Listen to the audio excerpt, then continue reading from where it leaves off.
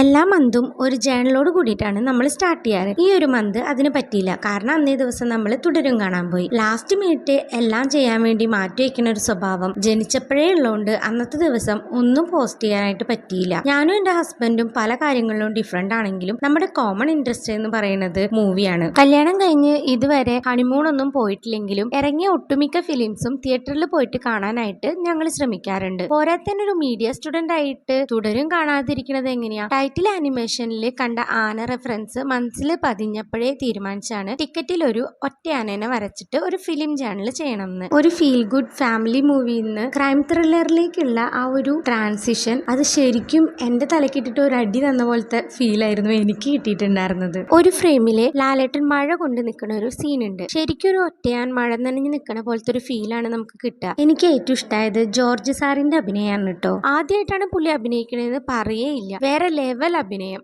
അത്ര എനിക്ക് ഇഷ്ടമായി എന്ന് പറഞ്ഞാൽ അത്ര ഇഷ്ടമായി. ഇനി അധികം പറഞ്ഞ് ഞാൻ അങ്ങോട്ട് നീട്ടി വലിച്ച് സിനിമ മൊത്തം പറയണില്ല. അപ്പൊ നമ്മുടെ ജേണൽ ഇവിടെ റെഡി ആയിട്ടുണ്ട്. നിങ്ങൾക്ക് ഇഷ്ടമായാൽ ലൈക്കും കമന്റും സബ്സ്ക്രൈബും മറക്കരുത്. അപ്പൊ ബൈ.